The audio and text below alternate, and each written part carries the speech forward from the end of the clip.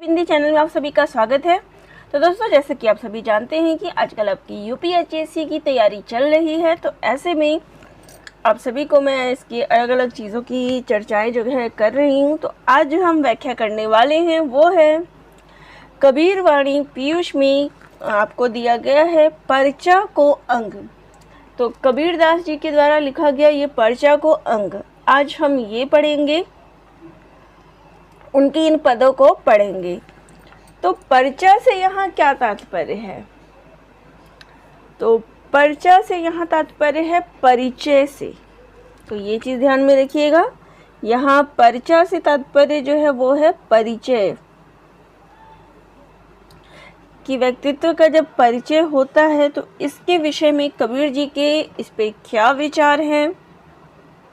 यहाँ प्रभु और जो ईश्वर और संत का जो मतलब परिचय होता है आपस में, आत्मा और परमात्मा का जो आपस में परिचय है, उसके विषय में कबीर जी ने अपने विचार रखे हुए हैं। इसी संबंध में वो आगे अपने सारे विचार इस पे करते हैं। तो यहाँ परिचय से तात्पर्य, पर्चा से तात्पर्य परिचय से है, और ये परिचय किसके समक्ष है? तो आत्मा का परमात्मा के पास जो है परिचय की बात यहाँ कही गई है। तो चलिए पहला हम कथन लेते हैं। कबीर तेज अनंत का मानी उगी सूरज सेन, पति संगी जागी सुंदरी कौतिक दीठा तीर्ण। तो यहाँ इन पंक्तियों का क्या भाव है?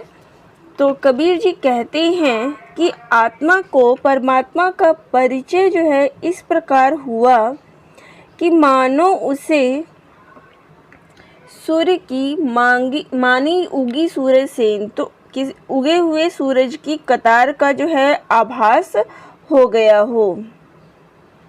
तो उगता हुआ सूरज जिस प्रकार से हमें देखने में लगता है, उसी प्रकार का आभास उनको देखने, परमात्मा को देखने में लगा है, उनका इसी प्रकार का तेज है। तो परमात्मा का तेज ईश्वर के सूरज के समान ही जो आभास होता है, उसी के समान उनका तेज लग रहा है। पति संगी जागी सुंदरी, और आज जो आत्मा रूपी सुंदरी है, पत्नी है, वो अपने परमात्मा रूपी पति के साथ जो है जागी है। कौतिक दीठा तेणी, और इस अनुपम आश्चर्य का ये जो एक ऐसा अनुपम दृश्य है, उसमें प्रभु और जो संत हैं उनका एकाकार हो गया है। तो यहाँ आप ये देख सकते हैं कि स्वयं को या फिर उन्होंने जो है भक्त को सुंदरी की उपमा दी है, और परमात्मा को जो है अपना पति स्वरूप माना है। तो इस प्रकार से इन पंक्तियों में जो है वर्णन किया गया है। अगली पंक्ति देखते हैं। कौतिक दीठा देह बिन मसी बिना उजास, साहिब सेवा माही है बेपरवाही दास। तो यहाँ कहते हैं, तो देखिए परिचय की बात हो रही है, तो हर पद में आपको परिचय ही मिलेगा कि आत्मा को जब परम ब्रह्म ज्ञान का इसका परिचय हुआ, तो उसने उस निरंकार अद्भुत सौंदर्य को ऐसे देखा, कौतिक दीठा देह बिन, तो ऐसा लगा जैसे कि ये दृश्य जो है उनका है कि सूरज और चांद का जो प्रकाश हो वो एक साथ दर्शन हो गया हो। कि देह बिन यानी कि आकाश में जो है सूरज और चांद नहीं है, लेकिन उसकी जो रोशनी है, उसका जो सौंदर्य है, इस प्रकार का दर्शन जो है जब इस ईश्वर को देखा तो ऐसा ही महसूस हुआ।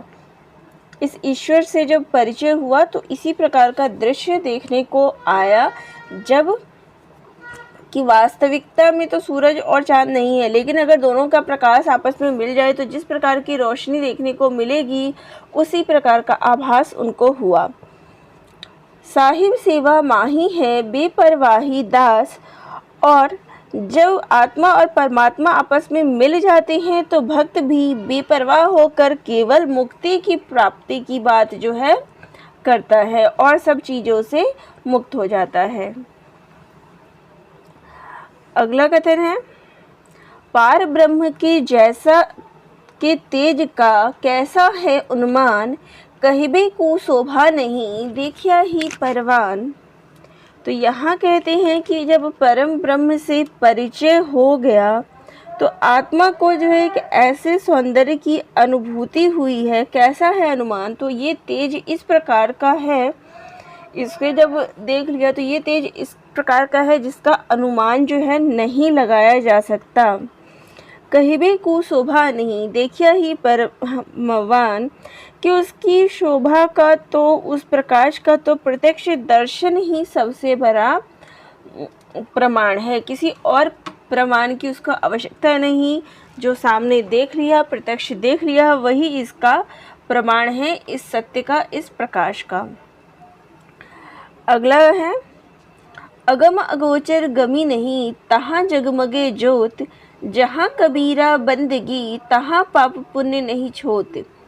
तो यहाँ इन पंक्तियों का अर्थ है कि अनंत परमात्मा की जो अगम अगोचर परमात्मा है, तहाँ जगमगे ज्योति, तो इनकी ज्योति जो है संसार में सबसे अलग है, उसे कोई भी नहीं देख सकता।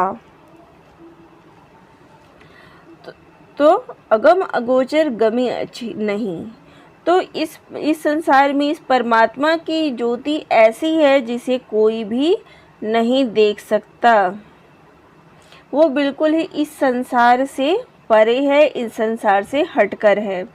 जहाँ कबीरा बंदगी, तहाँ पाप पुण्य नहीं छोड़, कि जहाँ पर श्रद्धा से भक्त जो है किसी भी प्रकार का छोटी यानी कि पाप पुण्य से जो रहित है, जहाँ छुआछूत की किसी प्रकार की कोई भावना नहीं है, तो वहीं पे यह ब्रह्म शक्ति जो है विराजमान होती है।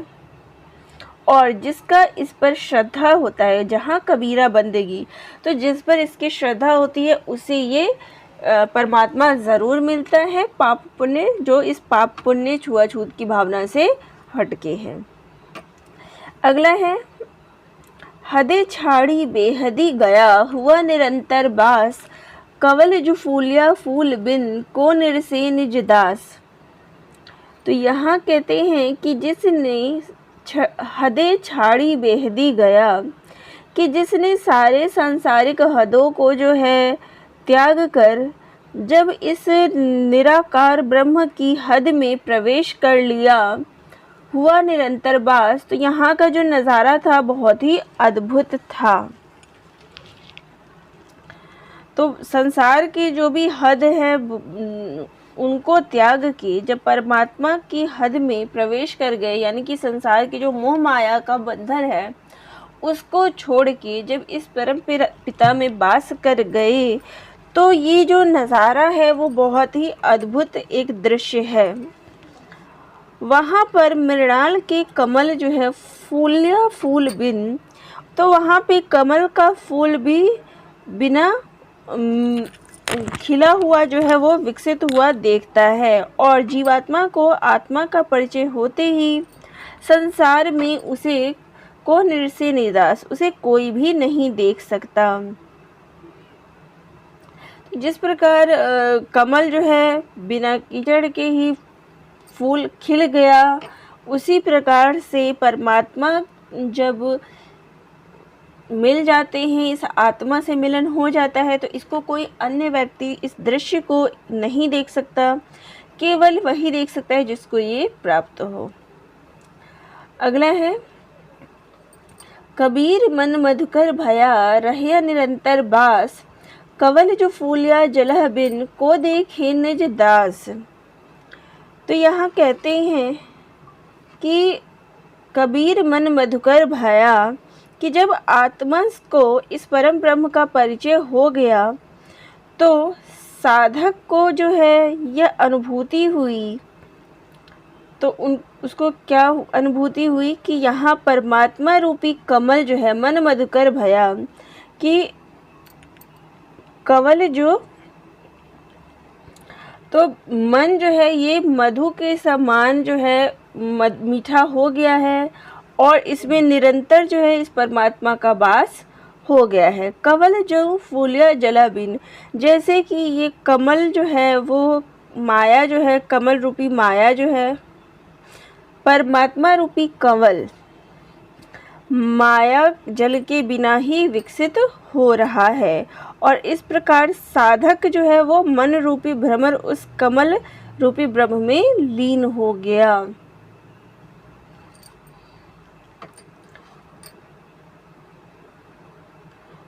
तो ऐसा कमल खिला, और ये जो मन है वो क्या हो गया, भंवर रूपी बन गया है, भ्रमर बन गया है, और वो परमात्मा में निरंतर वास हो गया है उसका।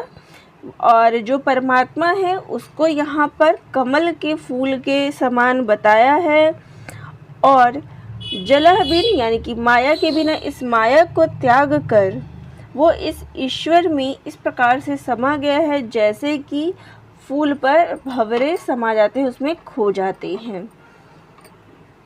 अगला है अंतर कवल प्रकाशिया ब्रह्म बास तहाँ होई, मन भंवरा तहाँ लुबधिया जाने ना जन कोई। तो यहाँ कहते हैं कि जब इस परम ब्रह्म के परिचय से, यानी जब इस परम ब्रह्म का परिचय हो गया, अंतर कमल प्रकाश या, तो अंतर जो है यानी कि हृदय में जो है कमल विकसित हो गया, कमल खिल गया, ब्रह्म बास तहाँ कोई, और आत्मा का ज्ञान चक्षु जो है वो खुल गया।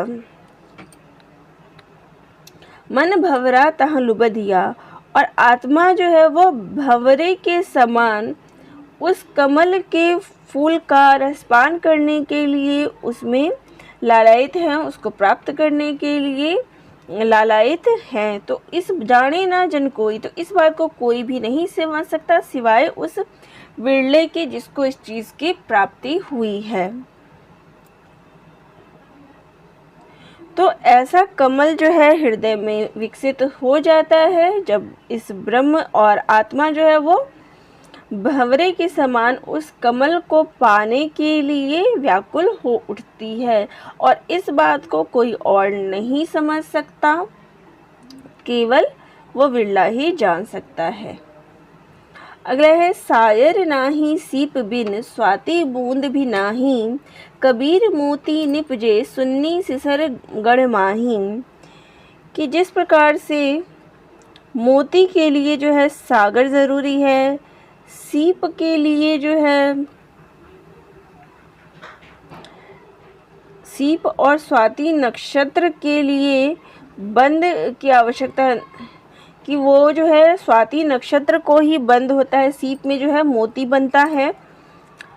लेकिन यहाँ बिना कबीर मोती निपजे, लेकिन कबीर जी कहते हैं कि इस ईश्वर रूपी आनंद को प्राप्त करने के लिए किसी भी अन्य चीज़ों की ज़रूरत नहीं है, केवल जो है सुन्नी शिशरगढ़ माही, केवल इसको दर्शन करने के लिए शून्य से लेके शिखर पर परम ब्रह्म रूपी के दर्शन कर लो, स्वयं ही जो इससे अनुभूति होगी वो आपको इस मोती के समान ही प्रतीत होगी। वास्तविकता में यहाँ पे कोई मोती नहीं है, लेकिन जो सागर में मोती होते हैं उनके लिए स्वाति नक्षत्र की आवश्यकता पड़ती है। लेकिन कबीर जी कहते हैं कि इस ईश्वर की प्राप्ति के लिए केवल आपको किसी अन्य उपादान की ज़रूरत नहीं है, अन्य चीज़ों की आवश्यकता नहीं है। शून्य से शिखर तक इस परम ब्रह्म रूपी के दर्शन स्वयं ही आपको हो जाएंगे जब इस परमात्मा का आपको मिलन हो जाएगा। अगला है घट माहे औघट लहया। तो इन पंक्तियों में कबीर जी कह रहे घट माहे औघट लहिया, औघट माहे घाट, कबीर कही कबीर परचा भया, गुरु दिखाई बाट। कि घट माहे औघट लहिया, कि घट को जो है यानी कि जो ये घट से तात्पर्य यहाँ है कि घड़े को जो है औघट लहया, औघट मिल गया है, और उसने जो है औघट माहे घाट यानी कि नदी किनारे हैं उसको जो है किनारा या घाट मिल गया हो। तो अगर कोई पानी में हो और उसको घाट दिख जाए तो बहुत ही ज़्यादा शांति मिलती है कि वो उसने उस चीज़ को पा लिया, उसका किनारा लग गया है, अगर कोई फंसा हो तो कबीर कहे कबीर परचा भया। तो इस ईश्वर से जब परिचय हो जाता है और गुरु जो है वो इस रास्ते को जब दिखा देते हैं तो एक विचित्र सी अनुभूति जो है प्राप्त होती है।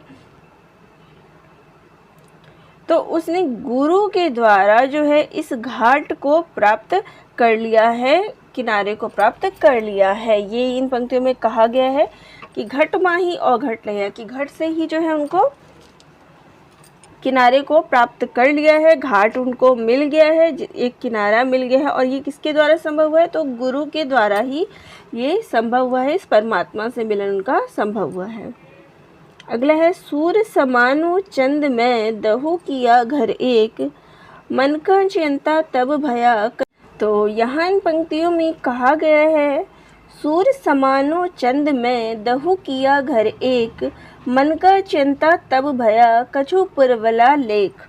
तो यहाँ कहते हैं कि सूर्य के समान जो है चांद और दहु किया घर एक, तो सूर्य रूपी पिंगला नाड़ी और चंद्र रूपी इंगला नाड़ी दोनों ही एक हो गई हैं, उन एक में मिल गई है। तो यहाँ देखिए जब आपने गोरखबानी पढ़ा है तो उसमें आपने हठ प्रवृत्ति की भावना जो है पढ़ी हुई है। तो इनका जो नाथपंथी से ये प्रभावित थे कबीरदास जी, तो यहाँ उन्हीं की बात की गई है कि सूर्य और चंद्र जो है दोनों एक हो गए हैं, इस प्रकार से दोनों एक ही में समाहित हो गए हैं। मन का चिंता तब भया कछु पूर्वला लेख। तो ये जो है मेरे पूर्व कर्म के, पूर्व जन्म के कर्मों का फल है कि मुझे इस प्रकार से ये परम तत्व रूपी ब्रह्मांड का जो मतलब ईश्वर है उनका अमृत पान करने का मौका मिल रहा है, इस ईश्वर को देखने का मौका मिल रहा है। अगली पंक्ति है हद छाड़ी बेहद गया किया सुन्नी स्नान, मुनि जन महल न पावई तहाँ किया विश्राम। तो इसमें कबीरदास जी कहते हैं कि ब्रह्म रूपी सहस्र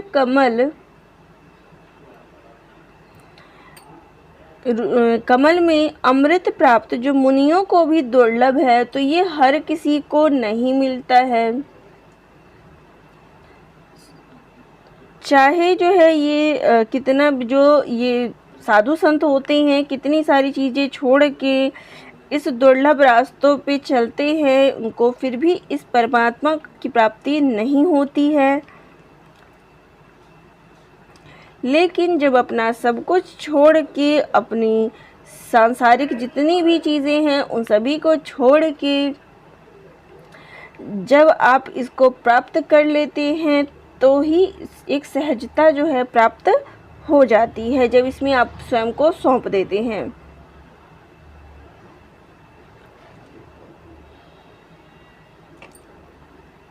तो हद छाड़ी बेहद गया, कि इस हद को जब हम छोड़ देते हैं, इस सांसारिक जो चीज़ें हैं, माया मोह हैं, उनको छोड़ देते हैं, तो ये खुद ही इस जो ये परमात्मा रूपी जो अमृत है उसमें स्नान कर लेते हैं। मुनि जन महल न पावी, तो ऐसा अमृत तो मुनियों को भी प्राप्त नहीं होता जैसा उनको मिला है।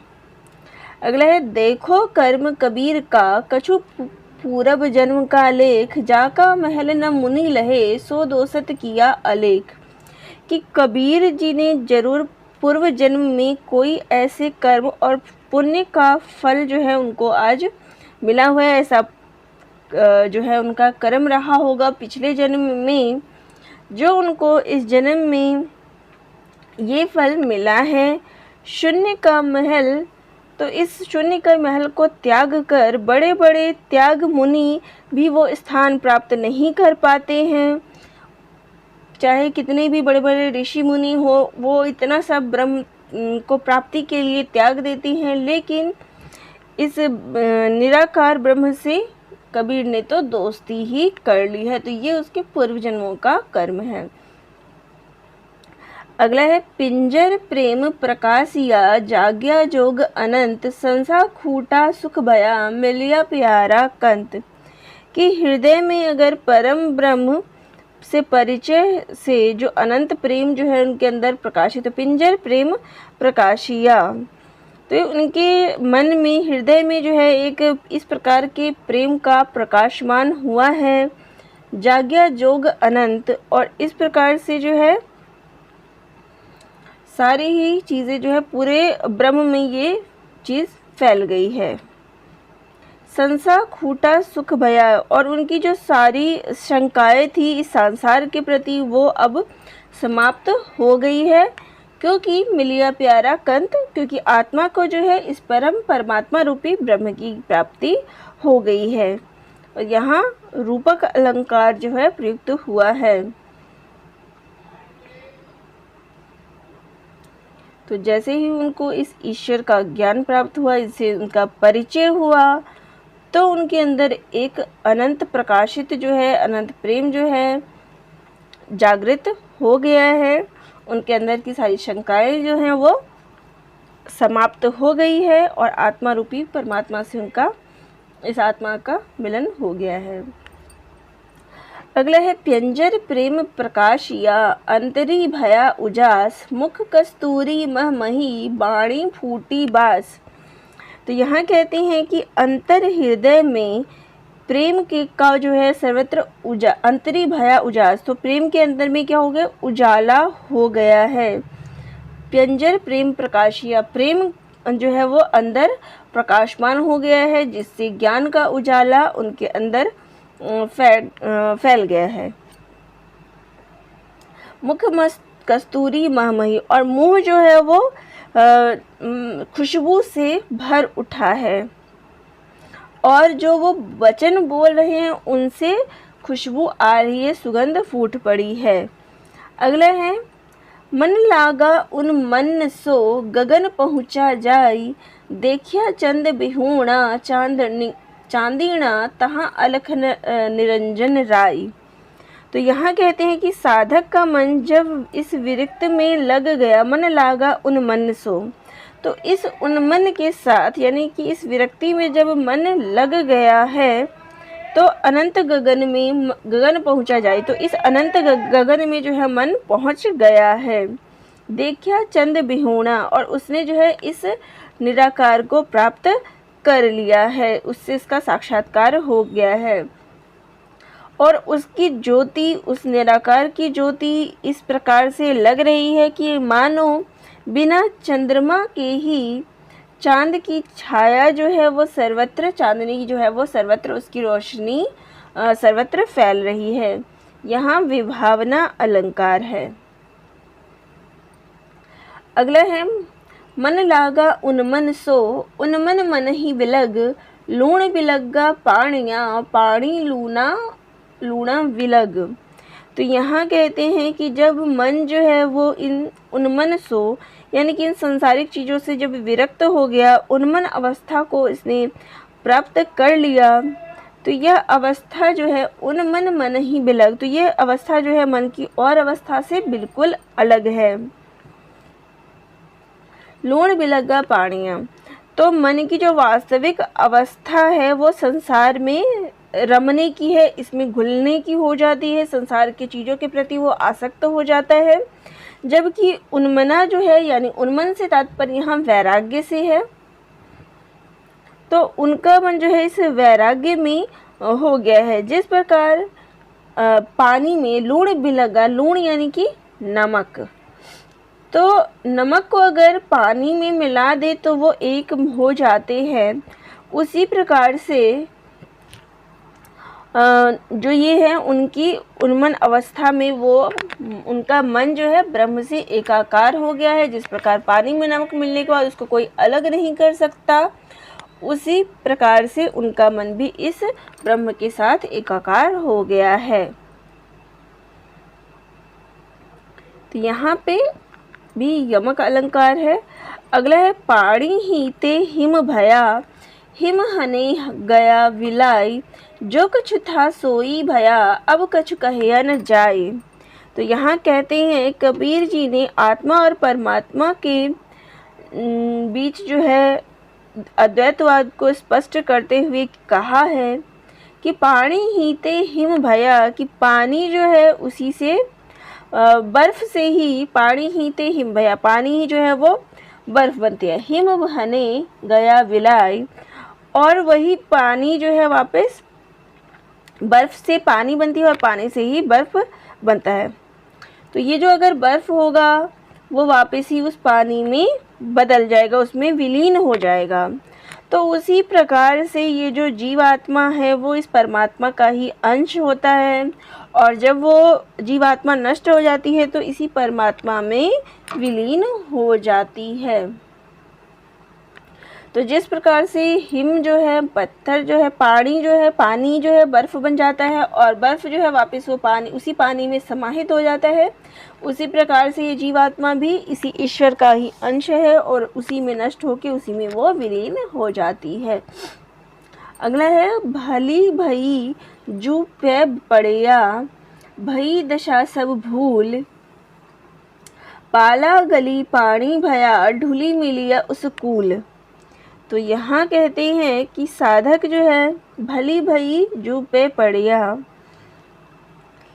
कि जिस प्रकार बर्फ जो है गल, पाला गई पानी भया, ढुली मिलिया उस कूल, कि अच्छा हुआ कि मृत्यु से के भय से जो है साधक जो है क्या करता है, मृत्यु के भय से इन सांसारिक सुखों को भूलता जाता है। तो सब चीज़ें जो है वो भूल जाता है। क्यों? क्योंकि उसको इस मृत्यु से डर लगता है। लेकिन जिस प्रकार से बर्फ़ जो है गल कर पानी बन जाती है, डूह मिलिया उसकूल, और उसी प्रकार से ये संसार त्याग कर आत्मा जो है वो परम ब्रह्म में एकाकार हो जाती है। तो जब इस परमात्मा से परिचय हो जाता है तो व्यक्ति क्या करता है, इन सांसारिक चीज़ों से उसके प्रति उसका झुकाव कम हो जाता है, उसका लगाव केवल इस परमात्मा के प्रति हो जाता है। तो वह ये सारी दशाएं जो है भूल जाता है, और मृत्यु के प्रति जो उसका भय है वो भी ख़त्म हो जाता है, सांसारिक सारी चीज़ें वो भूलता जाता है। जिस प्रकार से बर्फ़ गलने पर पानी में समाहित हो जाता है, उसका कोई अस्तित्व नहीं बचता, उसी प्रकार ये आत्मा भी इस परमात्मा में विलीन हो जाती है। अगला है चौहटे चिंता मणि चढ़ी, हाड़ी मारत हाथ, मीरा मुझसु मिहिर करी, इब मिलो न काहू साथ। तो यहाँ कबीर जी कहते हैं कि चौहटे चिंता मणि चढ़ी, कि संसार रूपी बाजार के चौराहे पर जीवात्मा जो है चिंतामणि विक्रय करने के लिए यहाँ खड़ी हुई है, और जहाँ पर ये माया जो है वो हाड़ी मारत हाथ, हाथ मारना चाहते हैं। मीरा मुझपो मिहिर करी, लेकिन मेरे गुरु की कृपा मुझ पर इस प्रकार है कि उन्होंने मुझे इन दलालों से, इन माया रूपी जो दलाल हैं उनसे मुझे बचा लिया है। तो यहाँ कहने का भाव यही है कि सांसारिक चीज़ें जो होती है वो आपस में अपनी ओर भ्रमित करती है, अपनी ओर खींचती है, लेकिन इस परमात्मा की जब प्राप्ति हो जाती है तो यही मोह माया आदमी त्याग कर इस परमात्मा में लीन हो जाता है। तो संसार जो है वो व्यक्ति को अपनी तरफ खींचने की पूरी कोशिश करता है, अपने चीज़ों में फंसाता है, लेकिन प्रभु की कृपा से जब इस गुरु ने इस ब्रह्म ज्ञान को दिखा दिया, इस ईश्वर से एकाकार करा दिया, तो उसके बाद उसे इन चीज़ों के प्रति मोह नहीं रहता। अगला है सखी उड़ानी गगन को, प्यंड रहया परदेश, पानी पिया चंच बिन, भूली गया यह देश।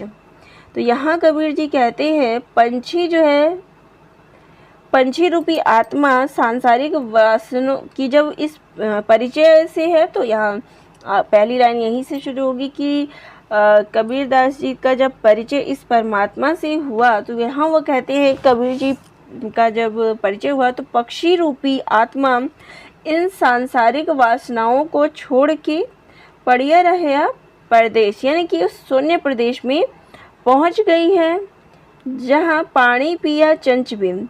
तो जहाँ चोंच के बिना ही उसने इस पानी को जो है पी लिया है और इस संसार को भूल गई है।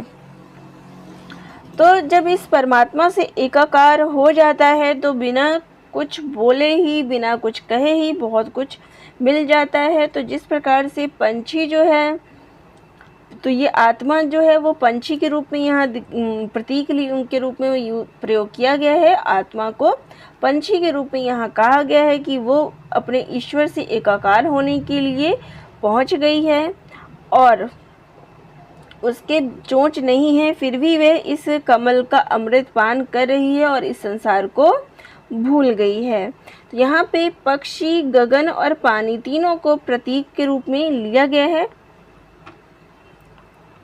तो चलिए आज हम इतनी ही पंक्तियों को करते हैं, बाकी जो भी रहेगा वो मैं आपको आगे जो भी है पद उनकी व्याख्याएं मैं आपको अगले वीडियो में करवा दूंगी। तो ये आप सभी को कैसे लगे कमेंट करके ज़रूर बताइएगा, क्योंकि यहाँ पे आपको यूपीएससी से संबंधित जानकारियाँ मिलती है। किसी टॉपिक पे समस्या हो तो वह भी ज़रूर शेयर कर लीजिएगा। धन्यवाद।